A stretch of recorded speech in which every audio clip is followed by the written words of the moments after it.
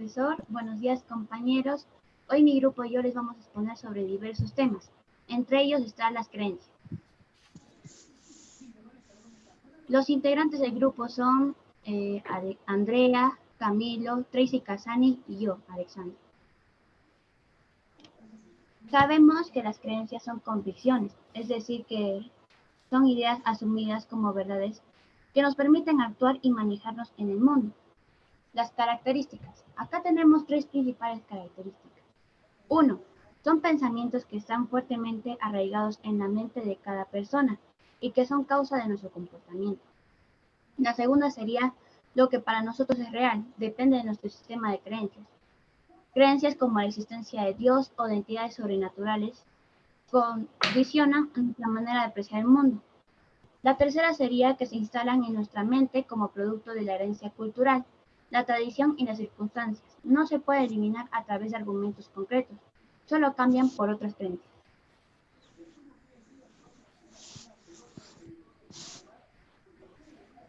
Vamos a ver las creencias políticas y religiosas. Las creencias políticas están relacionadas con los estilos de organización social. Las creencias políticas impulsan a trabajar en la solución de problemas públicos. En este caso sería la elección presidencial, que sería el señor Castillo contra la señora Keiko. El pensamiento crítico se basa en lo siguiente: el escepticismo, que es el cuestionamiento constante de las propias creencias y conclusiones. Además, examina permanentemente la evidencia, los argumentos y las razones de nuestras creencias. Si estas coinciden con la realidad objetiva, podemos concluir que representan un conocimiento confiable. De lo contrario, que no son válidas y no pueden dirigir nuestra conducta. Las creencias religiosas tienen como rasgo esencial la relación del ser humano con el mundo sobrenatural, en especial con el ser superior, que en este caso sería llamado Dios. Toda religión reconoce a un fundador, quien establece las creencias básicas, denominadas doctrina, así como los rituales que permiten a los practicantes comunicarse con Dios. Buenos días, profesor. Mi tema es la personalidad resistente. Por los psicólogos Coasa, Maddy y Corrington, en 1981, con el paso del tiempo, empezamos un nuevo cambio. En la adolescencia pasamos y asumimos responsabilidades, habilidades y comenzamos a tener y asumir eventos críticos, los cuales son acontecimientos importantes en la vida de un adulto y que ya no tomamos no tan interesantes como cuando estábamos en la adolescencia. Este tema que lo creó Maddy y Corrington en 1981 fue creado para saber cómo es la vida adulta pasada la adolescencia. Experimentamos nuevos cambios, tanto físicos como emocionales. Empezamos a dejar de seguir modas e interesarnos por nosotros mismos a futuro, tanto con nuestros planes y metas. Siguiente, por favor. El control. En esta etapa pensamos y actuamos con convicción. Asumimos responsabilidades y cambiamos los momentos o acontecimientos en dirección a uno mismo. En este caso es cuando podemos ver cuando en la adolescencia nos afectaba, por ejemplo, la ruptura con una persona. En la adultez no nos afecta. Sin embargo, seguimos con nuestra vida y nos proyectamos metas. En el cambio, son personas que toman los nuevos cambios como oportunidades para mejorar en todos los aspectos. Experimentan nuevas emociones y deseos optimistas que benefician su calidad de vida. Esto quiere decir que las personas que reciben nuevas noticias, tanto sean buenas o malas, la toman de buena manera y así hacen que esto sea algo beneficioso de cierta manera para su vida. Siguiente, por favor.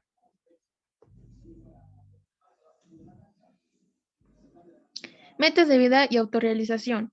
En esta etapa se dice que es la más bonita en un adulto, ya que ha realizado todas sus metas personales, tanto como en todos los aspectos. potencial y sigue elevando para ser y seguir siendo lo que anhela.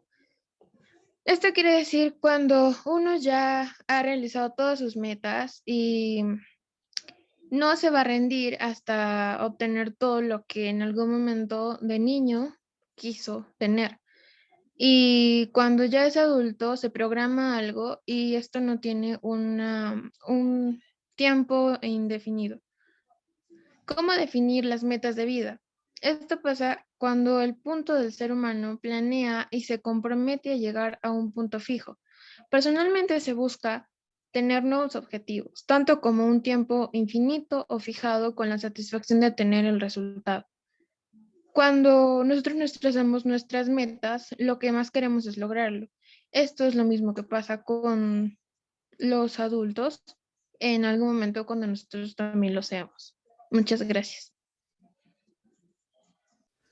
Buenos días, profesor. A mí me ha tocado explicar la comunicación interpersonal. La comunicación interpersonal es el proceso a través del cual se produce un intercambio de mensajes entre dos o más personas, con la finalidad de que haya un buen entendimiento, que ayude a comprender el mensaje que se está exponiendo. Esto me llegó a hacerme una pregunta, ¿no? ¿Existen tipos de comunicación interpersonal? Y resulta que sí, encontré tres: la comunicación verbal, la no verbal y la paraverbal. En la comunicación verbal, lo que ocurre es que se realiza mediante el uso del lenguaje, tanto escrito como oral, y depende de las reglas precisas y sintácticas y gramaticales. O sea, cuando ahorita yo me estoy comunicando con ustedes, estoy hablando, estoy haciendo esa comunicación verbal. La comunicación no verbal. Ustedes habrán visto en algún momento a un mimo en un parque, en un patio, haciendo esas actuaciones, o una persona haciendo lenguaje de señas para comunicarse. A eso se refiere. Ocurren sin el uso de las palabras. En ningún momento esa persona va a hablar. Ahora, la comunicación paraverbal se refiere a la última instancia de la voz, es decir, al tono y al volumen. En este caso, se hace referencia a las pausas y con otras expresiones sonoras, como aclararse la voz o, por ejemplo, jugar con todo lo que sucede a tiro de mano. En este caso, o sea, yo al levantar la voz voy a hacer, si es que elevo mi tono, va a parecer que estoy gritando y va a ser interpretado de diferente manera. Ahora les voy a presentar unos dos ejemplos de comunicación interpersonal. El primero, escribir un email o un mensaje de texto. Cuando escribimos un mensaje, de texto se trata de comunicación escrita. Es un ejemplo de comunicación interpersonal porque existe un intercambio de información. En este caso es lo que ocurre con nosotros cada día en lo que realizamos. Cada día, sí o sí, nosotros usamos el WhatsApp y nos comunicamos entre nosotros. La segunda es exposición de un proyecto de trabajo. Es como lo que estamos haciendo actualmente, ¿no? Es una reunión formal de personas en la que se produce intercambio de información. En este caso, la comunicación interpersonal es muy importante para transmitir lo que queremos correctamente. Si no hay una buena comunicación interpersonal, entonces no podemos llegar a un punto. Si no llegamos a un acuerdo, no vamos a poder lograr nada. Descubre la importancia de la comunicación asertiva en el trabajo. Y ahí, como vemos en las dos imágenes, ahí hay un chico chateando y en la otra hay otra persona exponiendo.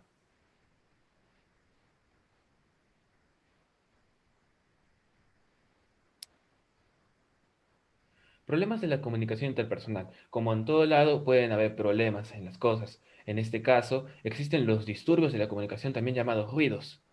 Estos actúan sobre elementos de la comunicación interpersonal y pueden interrumpir el flujo, provocando una mala recepción del mensaje emitido. ¿A quién no le ha pasado que cuando está en una llamada la conexión falla y nosotros nos ponemos a pensar qué me dijo? No entendí. ¿Qué ha pasado?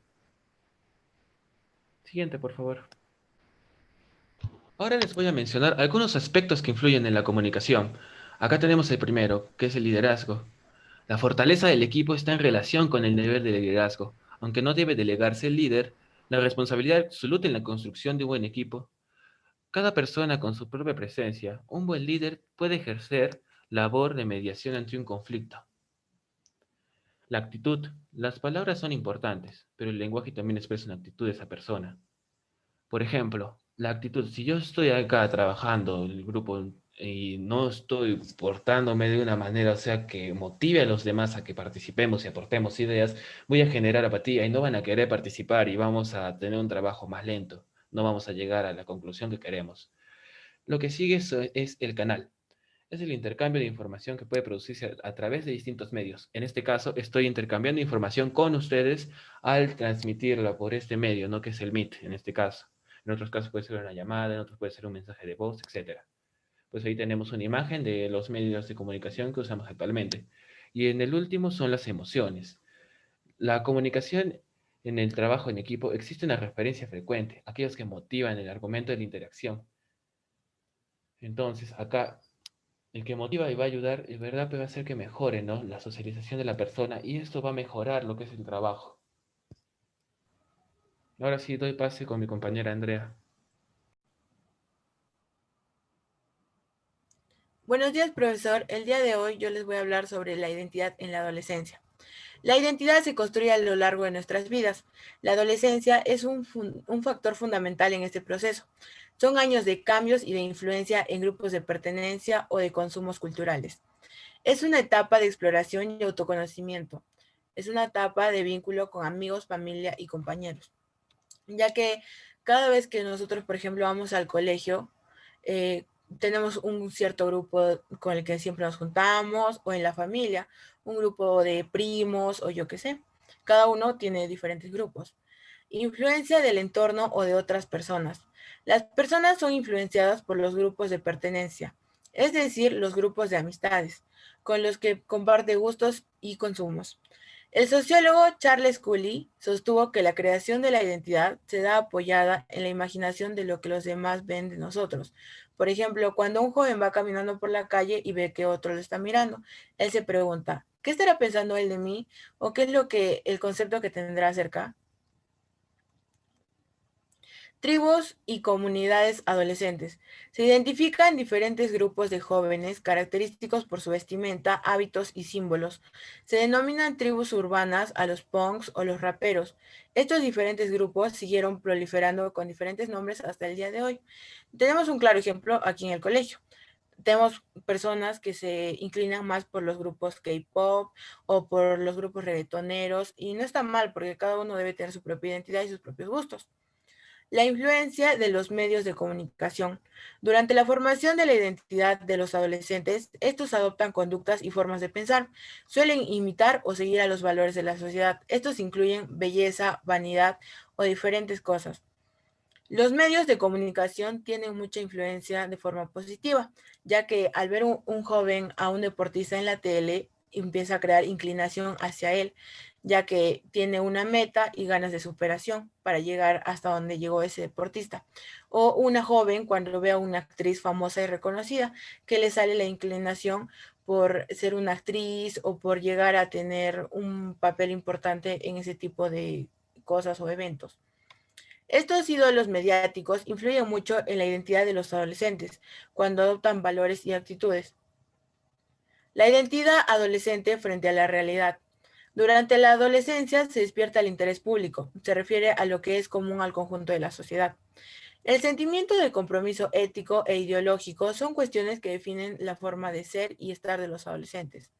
En la sociedad existen distintos grupos de participación para los adolescentes, como asociaciones estudiantiles, grupos religiosos, los partidos políticos y las redes sociales. Cada joven puede tener cierta inclinación hacia grupos estudiantiles porque tiene más afición por los estudios, por seguir aprendiendo, o también puede haber personas que tengan cierta inclinación por grupos religiosos o por partidos políticos, lo cual no está mal porque cada persona tiene que tener su propia identidad, sus propias decisiones y tiene que hacer lo que a cada persona le guste. Y esto se va formando bastante en la adolescencia. Muchas gracias. Bueno, mi conclusión sobre las creencias es que las creencias han acompañado a la humanidad durante toda la historia. No son ideas que solo han estado en el pasado, sino que todavía persisten en las mentes de millones de hombres y mujeres en la actualidad. Mi conclusión sobre la responsabilidad es que en la etapa de la adultez ejercemos más responsabilidades y dejamos al niño o niña que fuimos para cumplir nuestras metas y hacernos felices y plenos. Por mi parte, mi conclusión de la comunicación interpersonal, para mí, yo creo que para todos en este momento es muy importante, ya que gracias a esta nosotros podemos relacionarnos. Debido a esto que está pasando con el COVID-19 no podemos salir. y se está trabajando más lo que es el tipo de comunicación que estaba mencionando antes, que era por los mensajes de texto, o correos, o llamadas, o cualquier otra manera. Mi conclusión sobre la identidad en la adolescencia es que cada adolescente tiene diferentes gustos o diferentes consumos y que cada uno debe poner mucha importancia a esto, ya que es la formación de su identidad y cuando sea más grande recordará estos momentos y puede que se arrepienta de ciertas cosas o que se alegre por haber hecho cosas y que debemos dar bastante prioridad a esta etapa. Debemos dejar que el adolescente decida sus gustos, defina qué cosa quiere ser, qué cosa le gusta, con qué está de acuerdo y con qué no. Esta viene a ser mi conclusión. Muchas gracias, profesor. Esto